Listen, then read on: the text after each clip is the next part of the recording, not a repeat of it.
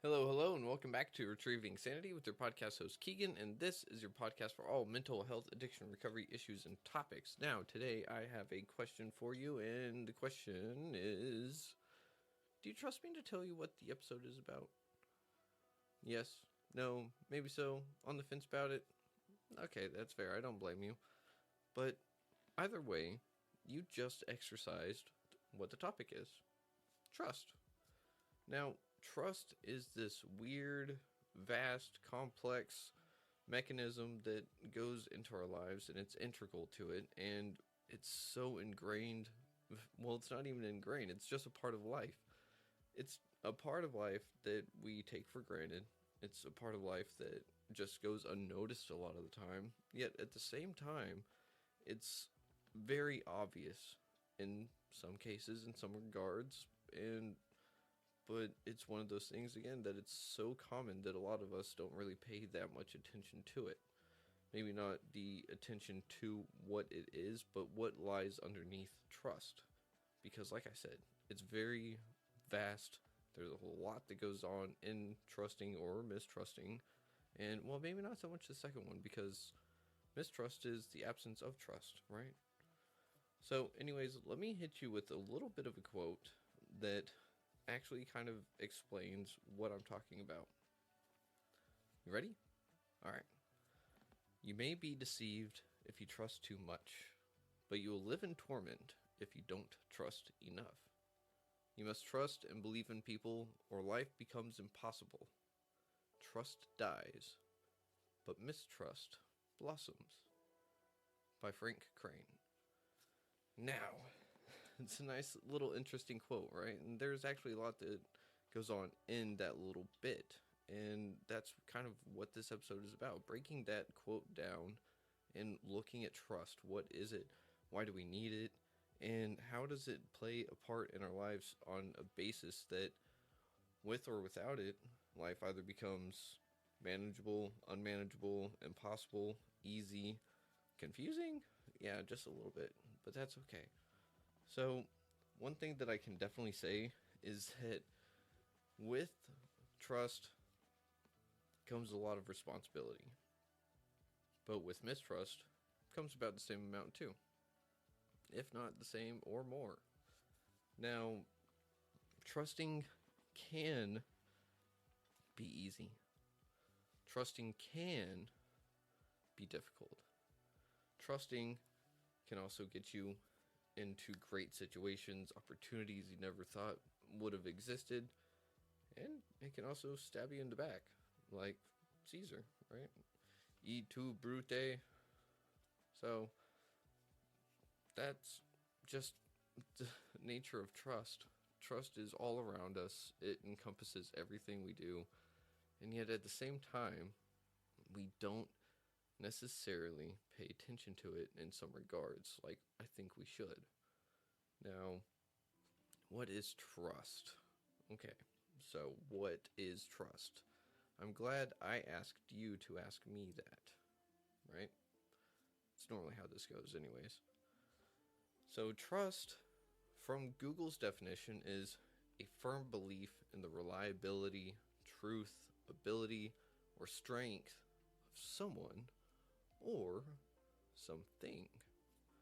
Now, with a firm belief, it is saying, I know that this is going to happen, or this person has my back, this person's not going to do this, that my car is going to start in the morning, that the sun will rise in the east and set in the west, and so on and so forth. The truth of this person's going to tell me the truth, or this can that says Coca-Cola is actually Coca-Cola and not Sprite. The ability to say, I know my dog can run, so on and so forth. And so I don't know where that one came from. Just, well, we'll just go with it, right? Or the strength of someone or something. Like whenever you have, say, too many clothes on your hanger rod for your closet, like you're putting in a lot of trust, because believe it or not, those do break, and they can. So if you got too many clothes and you're wondering, is that too many clothes? It's probably too many clothes, and you might want to downsize a little bit. But that's just me saying, It's not personal experience, but it's definitely something that I've seen happen. And in rehab, nonetheless. Like, what? How do you have too many clothes in rehab? Anyway, yeah, that's its own little side story. But, anyways, so we can look at this belief and reliance like this. Trust can be seen as a belief that someone or something will act in a way that is beneficial to you, or at least not harmful. This belief allows you to rely on them or it and to take risks and be vulnerable around them. Like, that is the huge part about trust, being vulnerable. And it's just scary, right? Vulnerability is scary no matter which way we actually look at it. If we're vulnerable, that means that we can be stabbed in the back.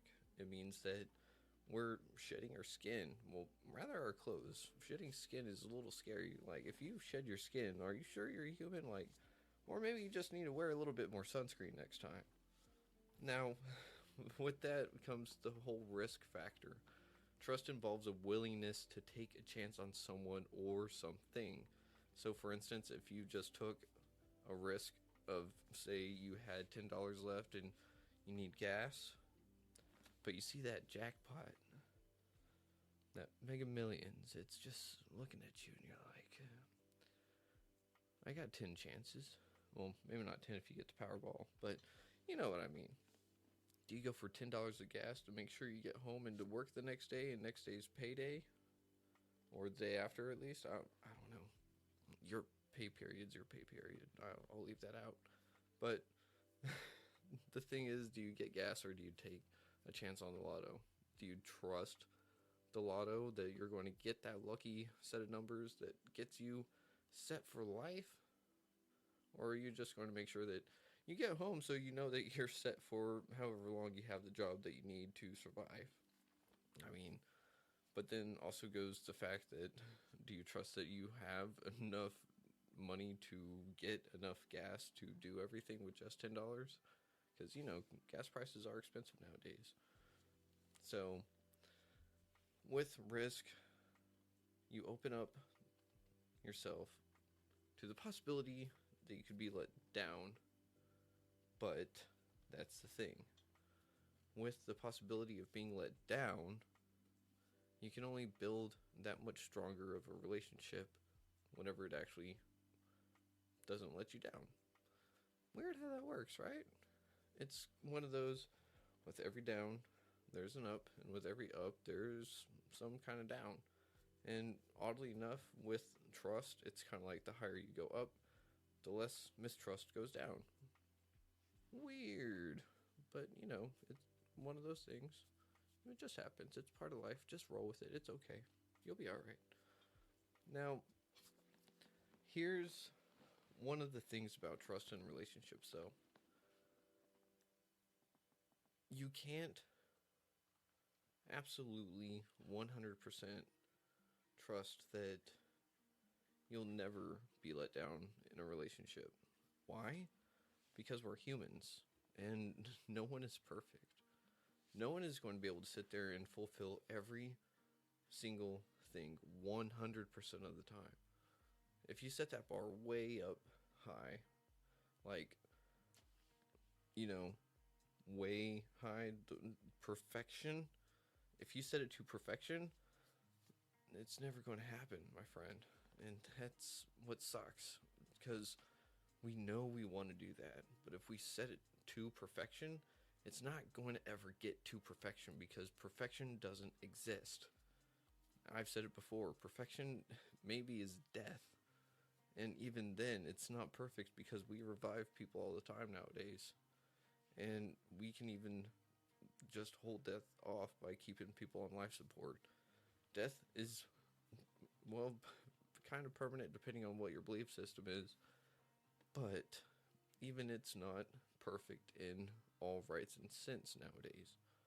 So, no one is perfect. And if you hold this expectation of trusting someone to maintain a perfection, you're going to get let down. And I've been over expectations before. Expectations are how we destroy trust. It's how we build resentments. It's how we just absolutely destroy everything around us whenever we hold expectations to a certain degree that cannot be met. And trusting that someone is going to meet those expectations will get you not necessarily let down or burnt or anything like that, but definitely leads the way to building resentment because they weren't perfect. So that's the thing. With trust, it has to be, well, reachable, first of all.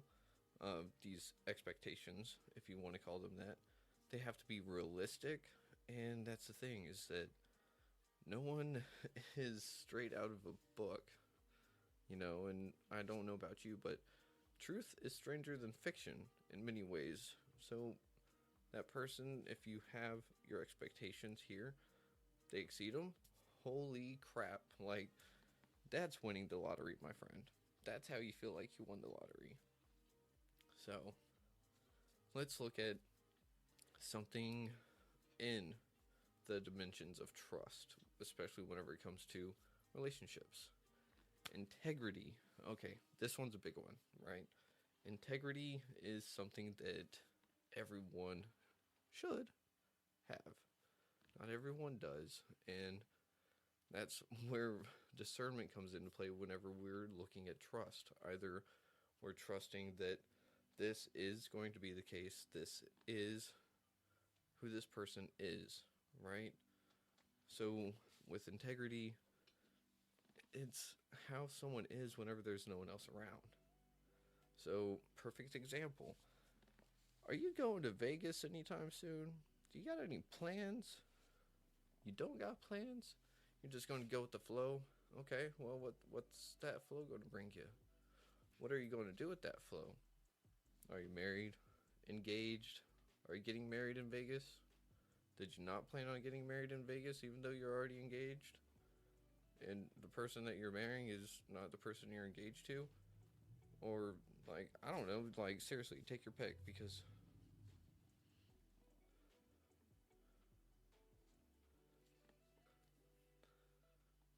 and that's just goes with the trope of what stays in Vegas stays in Vegas. Does that mean that you lose your integrity while you're there? Or is that the ultimate test of who your character is? Because that's what integrity is. It's who you are as a person. It's your character. Whenever those that you know and hold you accountable, if you let people hold you accountable, if they're not around, how are you going to act? So whenever your partner goes to Vegas, are you going to be sitting there going like, I wonder what they're doing? They could be doing some things that I don't like. But if you trust someone because they have high integrity, you're not going to worry about it, right? You shouldn't. But unfortunately, that's not the case with everyone. And that's where it's like, a little bit mind numbing. Well, sorry, not numbing. It's a little frustrating. It's beyond frustrating. But if you trust your partner enough to go to Vegas with no accountability buddy, then that's freaking amazing. So hold on to that partner. Now, if your partner goes to Vegas and you know what they're going to do, or what they have the capability of doing, and they don't have high integrity, and you trust that they're not going to be honest or, like, true, then, I mean, that is its own weird form of trust. But if it doesn't bother you, then more power to you. But you catch my drift, right? You trust that they're going to do one thing or the other. They do it, awesome. They don't do it, well, crap. Or they exceed your expectations, you win the lottery, bam, everyone wins. Unless that person has low integrity and then they do the things that you were trusting they wouldn't do, and so on and so forth, and then trust dies, mistrust blossoms, and from then on, mistrust becomes the leading factor in things, because betrayal is one of those things that absolutely will kill a relationship. And that can be with yourself, with others, coworkers. So take your pick. Now let's jump down to dependability. This goes right in line with the integrity factor. But dependability is, say, going to Vegas, and you're going there for a business meeting. Like, I'm not sure what business meetings actually happen in Vegas, but I've heard that they happen, and I don't know if it's just an excuse to go to Vegas, but I don't know. I haven't really done that, so I can only speak from personal experience in hypothetical situations. So, now, saying you're going to Vegas for a business meeting, are you going to go there and get plastered and just go balls to the wall and lose everything, throw everything away for maybe a night of fun? Or, and by fun, fun with exclamation, quotation marks around it, because it's probably not going to end up being fun if you have to deal with bad consequences. So, with that comes the whole thing of integrity. The integrity builds upon the dependability, of which is inherent in the trust, and then it just goes right into the competence factor. Now, going to Vegas for a business trip, your partner now is trusting that you have high integrity, that you're dependable with your integrity, and that you're competent with your integrity. And so you're going to be sitting there going for a business trip, and you're not going to do heinous things. You're going to go to Vegas for a business meeting, and you're going to do your business meeting, and that's what you said you're going to do. And then competence, you go to the Vegas business meeting, and you ace it, and next thing you know, your company's stocks are rising, and life just gets great. You get that bonus you've always been looking for the past 15 years. And next thing you know, life is just fantastic because someone trusted you and you had high integrity, dependability, and competence values because you rolled really well on your character sheet. Or you just built it up after a lot of hard learned lessons and experience. So, how do we build trust? How? Well, it's easy. You just start. Like with anything and everything, if you don't start, it's never going to happen because nothing just materializes out of nothing. If it did, that would be really weird. And a lot of scientists would have a lot of questions for you that even I would be like, can I get in on that? I think that would be really cool to like hop in and figure out how nothing came from nothing. I mean, how something came from nothing, because the science that we know says that that doesn't happen. Now, if we start with trusting someone, good job. You started, in fact, listening to this podcast. You're trusting that I'm going to be bringing you some, hopefully, quality content that you find enjoyable and you can actually get something out of and say, have I trusted enough today? Have I mistrusted today? Do I owe someone some trust that I took away from them because of something silly? I don't know. That's for you to decide. I'm just here to present the information that I've fidangled with my brain. I don't know if that's the right way to put all that, but we're just going to go on with the first thing we can do is active listening. Now, I know I have headphones on, but the thing is, I'm actively listening to myself, so I'm trusting that whatever I'm saying and all that is captured on the audio recording and video recording in a sense that everything comes out the way that I need it to do. But that's for me. Now, a lot of active listening is actually going to be listening to someone. And there's a difference between hearing and listening, but active listening is literally sitting there and just hearing someone out, giving space for someone to be able to sit there and give you their woes, someone to sit there and tell you, this is my boundary, do not cross it. Because if you're not actively listening to that boundary, you're going to overstep that boundary and you're going to throw away all the trust that was built or that that person was trying to build with you. And no one wants that, right? So if you're not actively listening, you're going to instantly destroy trust, create mistrust, and maybe just lose whatever potential thing was going on there in the first place. Now, with active listening, it's easy to sit there and go, yeah, got it, because that's what social conditioning has done to us. And we're not here to be social constructs that sit there and just are worker bees all the time. If we're in worker bee mode whenever it comes to interpersonal relationships, I'm sorry, but it's just not going to work. The only time that works is at work. And working that kind of work is not necessarily going to work whenever you want it to work with other people on the outside of work. You follow me? So you have to actively listen. And I know it sounds kind of silly, but it is a technique, it is a skill, and it's one that not a lot of people have. So if you actually find someone that actively listens to you, you can probably trust that person a lot more than, say, the person that just goes, yeah. And you just asked them to take out the trash 2 minutes ago, and they're like, yeah. You know, we've all been there, though. Some days the brain just decides to go, white noise.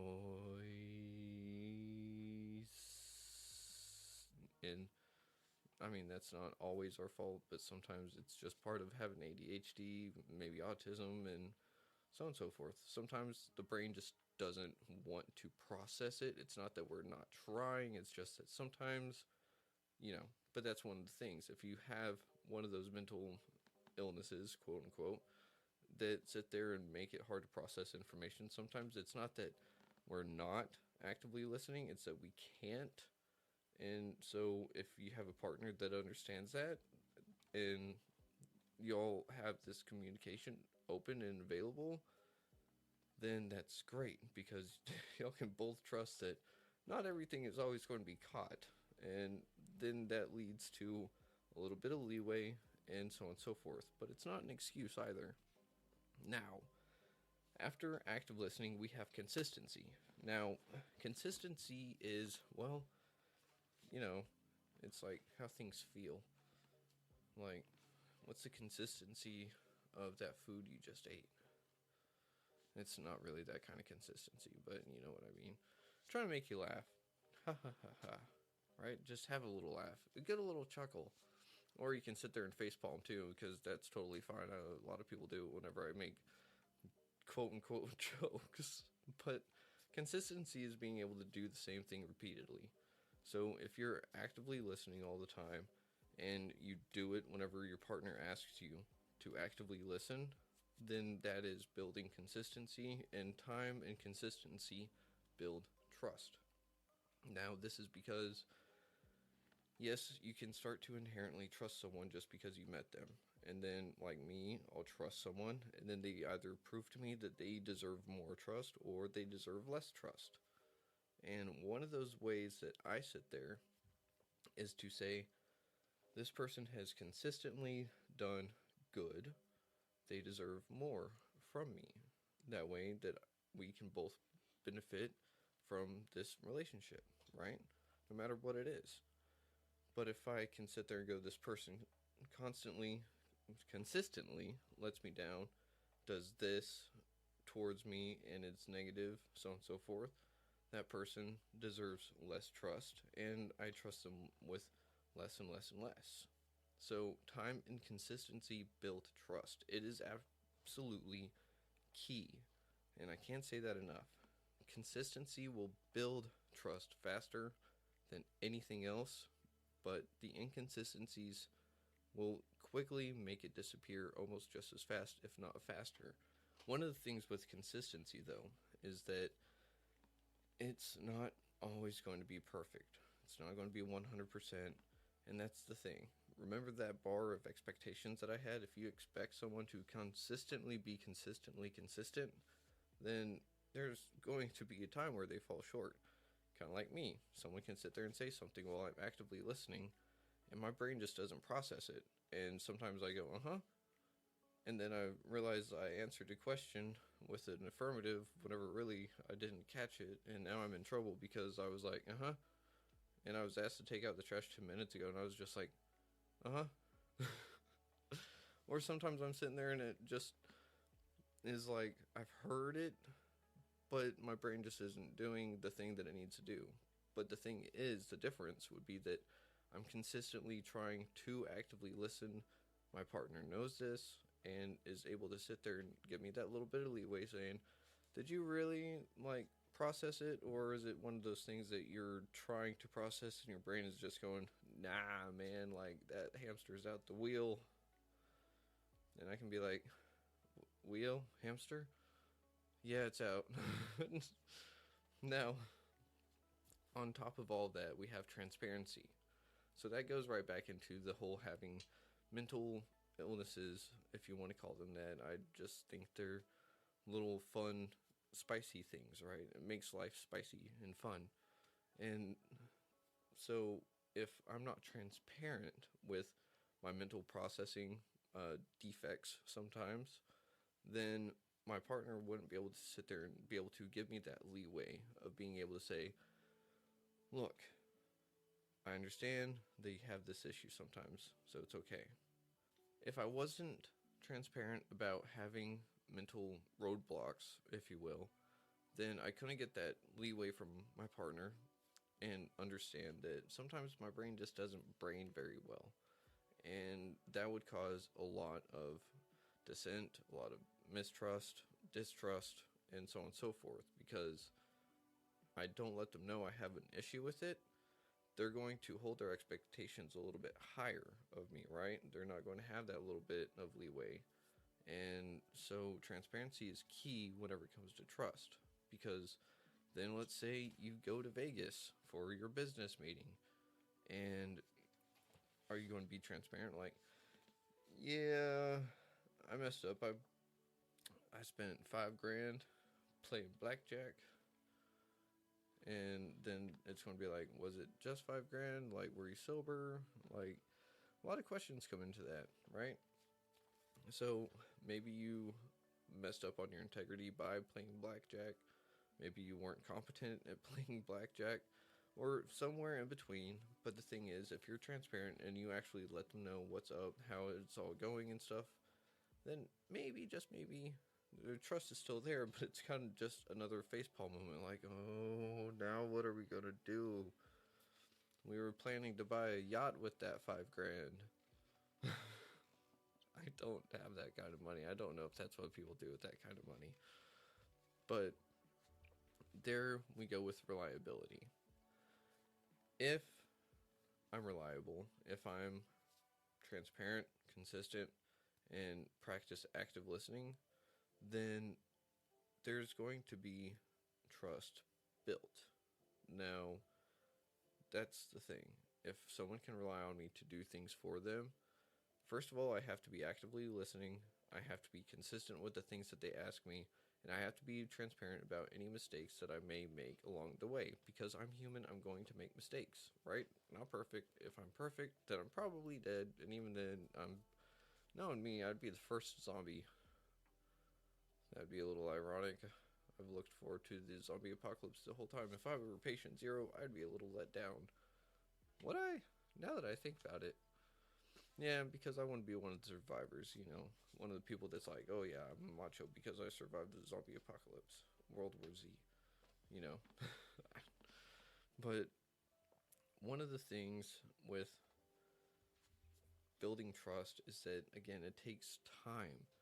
It's not going to be something that comes overnight. It's not going to be something that is necessarily a guaranteed either. Just because you do the things that someone asks you to do does not necessarily mean that they will trust you. And that can come from bad experiences in the past. And like I said way earlier on, is that everyone has a different story. Everyone has a different experience, background, past, whatever you want to call it. And that affects the way that they build trust for themselves, within themselves, for others, for themselves. And we can't sit there and just go, look, I'm trying. Why don't you trust me? If we ask that question and that person is transparent with us and we trust what they're saying, then that gives us the capability and ability and the power to sit there and go, okay, now I understand why you don't trust. What can I do to build trust with you? And bam, that's going to actually start building trust with that person. Why? Because now you've shown that you've cared about this person, that you care about their past, that anything that they've been through is valid. And if you're meeting a person where they're at, like you should, then their past is who they are, what made them. It doesn't necessarily mean that anything bad is in the present. If anything, they're working on healing themselves, so work with them. So, if you can work with them, that's just going to open up a whole bunch of avenues, and by all means, it's going to get that trust that you're looking for. But if you're not willing to work with someone and meet them where they're at and what they've been through, and understand that people build trust differently, then it's just not going to happen. And again, trust is vast, it's complex, and each person experiences and exercises it differently. To hold those expectations to say, I can trust because of this, does not mean that the next person should trust in the same way, and for very valid reasons. If they say they can't trust because of a past experience, do not belittle them, do not shame them, and do not treat them any different. The thing is, that's their past, that's who they are. What you need to do as a person, what I need to do as a person, whenever I come across those scenarios, is sit there and say, I hear you, that's valid, and I'm going to respect it, and I want to work with you so that I can build that trust. So, what can I do to help? It's not hard. It's really not. Maybe some of the things that they ask are difficult, but you sit there and be transparent and show that you're willing to build that trust goes a very, very long way. If you don't do this, you will not build trust. And in fact, you might just build mistrust towards that person because you didn't have the ability to sit there and go, I'm looking in the here and the now. I'm not focused on the past. Anyways. Now, trust in relationships. It's a big one, right? That's kind of where we already were. That's kind of where we've been. That's kind of where most of us are going to sit there and exercise trust or mistrust. And no one likes the mistrust aspect. Trust me. No pun intended. Now, friends and family are one of those that we're going to have this wide variety of, actually, you know what? Any of these is going to have a wide variety of trust, mistrust, trust again, mistrust because I trusted again whenever I knew I shouldn't because of past experiences with this person and they're consistently doing the things that I ask them to not do, so on and so forth, blah, blah, blah, blah, blah. Sorry, I'm not trying to be Count Dracula in that one movie. Blah, blah, blah, blah, blah. You know which movie I'm talking about. Anyways, let's see. We can look at friendships and family. We can look at romantic relationships and in the workplace. Now, these are the kind of things that just go on in our day-to-day life. So let's start with friendships. Basically, a friendship is someone that you, as a human, go, hey, human, I like you. You want to be in my circle?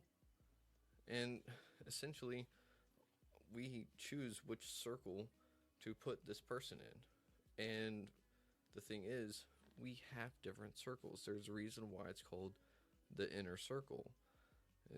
We have outer circles. We have the way outer circle, so on and so forth. There are actual terms for this. I don't remember them off the top of my head, but just roll with it. So follow along, okay?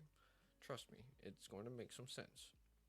Now, whenever it comes to friendships, we can sit there and we can sit and say, I like this person, they intrigue me, and I want to know more about them. I want to do this, I want to do that. And so we give them some inherent trust, much like myself. They'll start out on a wider circle on the outside, right? But that's the thing is that I've let them into my life at a certain point. And now I give them things to help them close the gap of they're on the way outer circle. I give them some trust activities of building. I check if they're actively listening. I'm checking if they're reliable. I'm checking if they're consistent.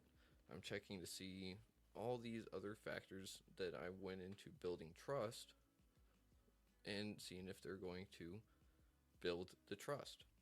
Because a lot of the time, building trust is me giving someone the tools, the resources, the material, and whether they complete the project and they do what I ask, or if they do things that I didn't even ask for, then that brings them closer in, right?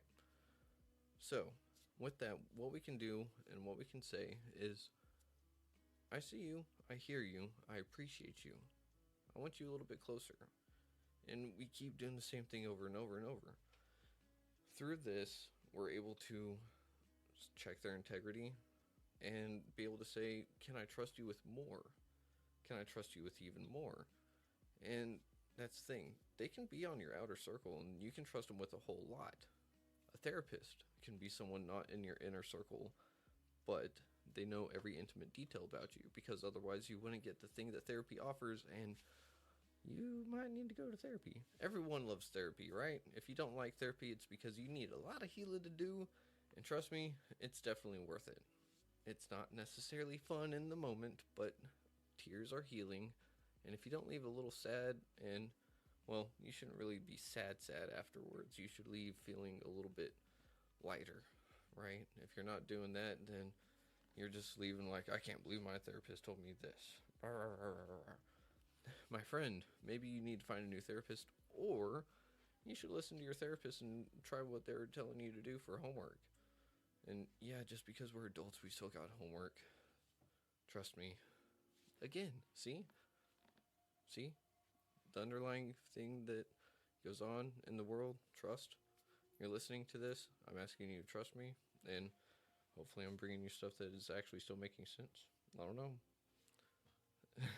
Actually, I do know, because I'm the one saying it. Trust me. Now, this can go into the family thing, right? A lot of people have family that are either way off the radar of circles, and some are really, really, really, really close. And then you have some families where it's like, this side of the family is way over here, this side of the family is real close, or you can say the whole as a family is like, you cherry pick, like, all right, you're in the inner circle, you're in the inner circle, you're in the inner circle, so on and so forth. And that's just how it goes with family. And family is the friendships that start before we really get to choose them. But just because they're family doesn't mean they need to be in your inner circle. There's an old saying that goes, the blood of the covenant is thicker than the water of the womb. What it means is that the relationships that you choose to build are going to be the ones that are stronger and the ones that are there for you. Just because someone is family does not mean that you need to keep someone toxic in your life just because they're family. I don't care the relationship. If they're toxic for you, if they're bad for you, if they are consistently inconsistent, if they are consistently breaking your trust, hurting you, doing things that no one should, especially if they're in your inner circle, you don't need that. So I'm just saying, if you need a reality check, the friends and family that you choose are for you. They're there for a reason. Just because you were born into a family does not mean anything. What it means is that it's just some of the things that you have to deal with growing up, which can cause a lot of healing along the way, a lot of trauma along the way, and that's why, are they good? Are they bad? Are they in? Or are they out? So, trust in the workplace, let's look at that real quick. We all have that one coworker. We all have that one boss. Well, maybe just one boss. Some people have multiple bosses because, like the hierarchy of like being bosshood. So we're going to look at it this way. If Greg in accounting is sitting there and he has your report for some reason, why does he have your report? Does he present it? Or let's say that he's the one going to the Vegas trip, right? Greg is going to deliver your report because you couldn't make it because your partner didn't trust you. Interesting how that would work. Now, are you going to trust Greg to sit there and present everything the best way possible to make you look good? Well, I sure hope so. Or is Greg going to sit there, go and get plastered, spend $5,000 that you gave them $5,000 for a Vegas work trip that's all paid expenses and everything. So, like, yeah, no reason your partner didn't let you go, right? So, we can just see how this correlates to everything. In some senses, coworkers are a form of friend and family, and that's why some people have a work family, and some people like to say, well, we're a family here. Sometimes those places are the ones that are like, no, we're totally not, dude. And then you have the mom and pop shops that are like, yeah, this is a family and I love being here. Or I love going to the store because they treat me like family. That's the difference. And coworkers, you're going to see them probably every day. And that's why you can either build really strong relationships or really small ones. And it all also goes back to trust. Do you trust that this person's going to do their job? Because it is a team effort whenever you're in a workplace environment. So whenever you need to be working on something, if you have your set project and someone else has theirs, then at the end of the result, if it relies on both of you to do your job well, then hopefully you can trust that other person to do their job well. Let's look back at high school. All right, it's a group project. Pick your group and work. Okay, well, I don't know about you, but being that one that was always like, well, I'm the last in the group, and sometimes I'm the one that did the majority of the work. Yay, right? We all know that feel. We can't really trust. Well, see, we can trust that we can't trust. Again, strange little concept of how all that trusting works. Now, with that being said, let's look at something real quick. Trust and technology. Now, online trust is one of those things that we've had to come about and learn to deal with, and it's difficult because it's online. We don't have this face-to-face interaction. I can't sit there and necessarily check your consistency on things unless you leave customer reviews, which you totally should, by the way, because it helps promote small businesses, it helps promote good products, and it also lets you know, hey, don't go spend $30 on this thing at Amazon because it's actually from Wish. No, not knocking Wish or anything, I'm just simply using an example. So, like, please don't get mad if you like Wish. I did for a while, and the rest, I just don't trust Wish anymore. See how it goes? Now, the thing is, with it, we have to purchase things online. We have to send our bank account info to some weird person because they just said, hey, someone's trying to get into your social security. I need your bank account info to run a background check. Well, first of all, don't do that. That is totally a scam. Second of all, I don't know if anyone's actually had to ever deal with that, but it's such a scam that, like, don't do it. What I meant to say was we have to sit there and we have to put our, like, debit card info, credit card info onto Amazon or some other shopping platform so that we can make a purchase and receive something. Now, are we trusting that Amazon is going to sit there and be, well, trustworthy of our account info, right? Yes, no, well, I hope so because they have trust of millions and millions of people, which is impressive. But that's the thing. What happens whenever that actually gets broke? Now, there's a lot of mistrust, but there's also the understanding that online stuff, things happen. We have bad people, we have hackers, we have this, we have that. And if we have that expectation of perfection, the littlest thing can really set us off sideways. But that's not to say to not take a little bit of time in being able to sit there and act with some discernment. Do you trust this random pop-up that just popped up? And why do you not have a pop-up blocker? But you know what I mean. It's a level of discernment, and hopefully it's not one of trial and error. Sometimes it takes that, but if we can trust the institutions, the organizations, the people online that we interact with certain information, well, that's good. Maybe we can express that same kind of trust to people closer to us. And with that, we can sit there and say, I trust this person more than I actually thought I did. And it's great whenever we can do that because, well, a lot of people deserve more trust than what we give them. But at the same time, everyone's personal experience is different. Everyone's situation is different.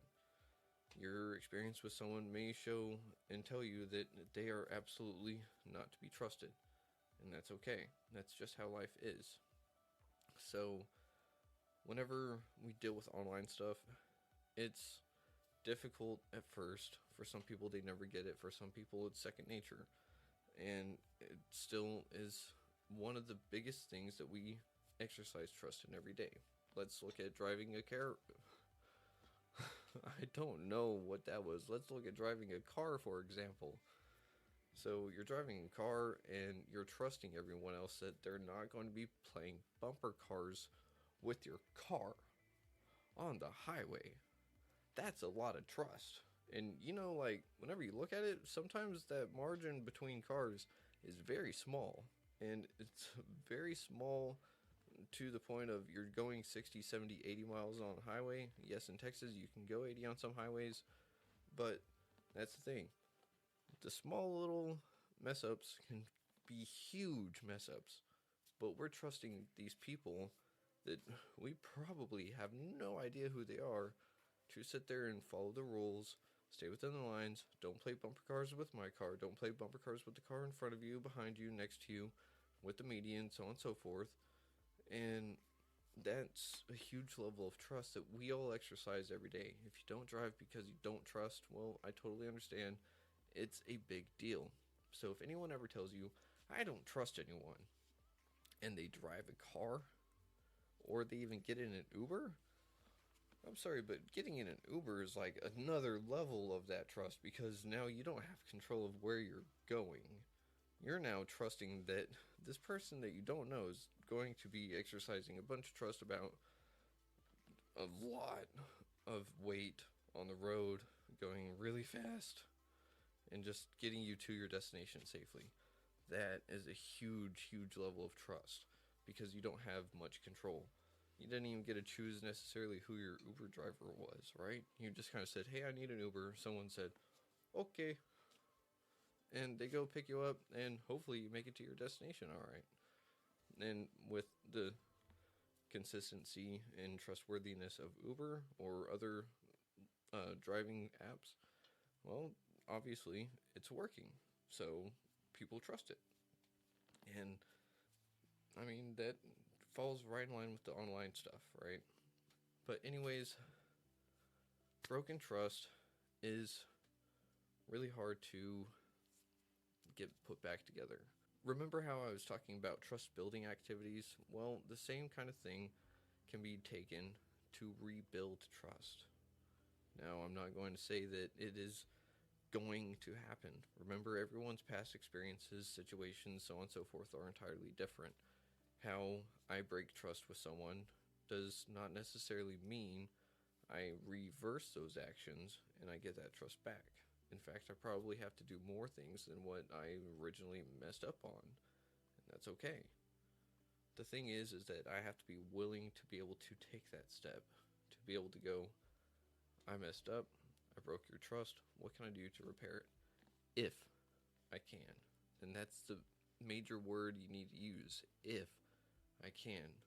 Because that's giving the person the option of saying, I can trust you eventually, I can't.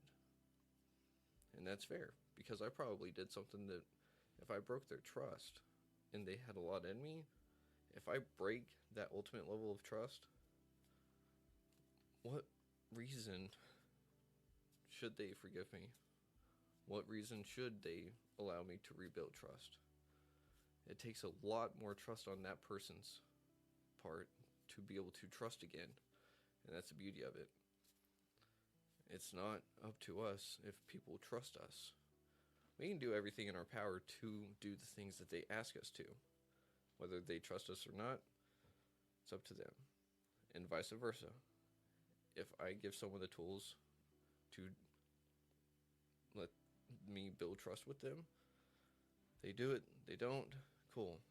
They do it, but I still don't trust them because, like, they did some things a little shady or something, So, you know what I mean. The beauty of trust is that we can exercise it and we can give it to people. And vice versa, we help build and we also help destroy trust with other people. And it's all in how we go about doing it, it's our intentions, it's whatever we're going to be doing with all of this. That we're either going to thrive and flourish or we're going to starve and perish. So, my advice today is to trust a little bit more, give some tools, some materials to people that maybe deserve a little bit more trust in your life. Maybe take some of those away. If you need to do something about people in your inner circle that you don't really trust but they're still there, maybe you don't kick them out of your life, just move them out of the circle a little bit. If you set a boundary, if you set an invitation to love and they don't respect it, they get upset, they get angry, well, I'm sorry. Like, that just shows that maybe they shouldn't be there in the first place. Or maybe you've outgrown them, and that's okay. Sometimes it's hard for us to trust. Sometimes it's hard for us to trust ourselves. And trusting ourselves is one of the big things, too. All of what I've said can be reflected back in a mirror towards yourself, towards myself. Do I trust myself to go to Vegas on a business trip because Greg has a partner that doesn't trust him because he gave me $5,000 for a business trip that's all paid expenses, all expenses paid, and whatnot? Like, so do I go there and present the best presentation that I can? Do I go and spend the $5,000? Do I invest it? You know, do I trust myself to be able to do these kind of things? And that's a big, big thing. But anyways, with that, I want to leave you with this. Some of us can trust easy, some of us cannot. And that's okay. Believe me, it's alright to not trust whenever the situation calls for it. Don't let anyone coerce you into trusting, because if your gut is telling you to not trust someone because of something, listen to that gut instinct. Our gut is our second brain, and it's okay to listen to that from here and now, from time to time. Now, if we can teach our children how to call 911, let's teach a friend, a loved one, how to call 988 if they're having a crisis. We just might be able to save a life just by calling those three simple numbers and being able to sit there and say, someone is there for you. You're being heard. You're being understood. What's temporary will pass. You just have to hold on for one more minute, one more hour, one more day. And that's all it takes. The crisis hotline saves lives. So, again, that number is 988. And it's okay to not be okay. Doesn't mean you have to end it all just because you're not okay for 5 minutes. Believe me.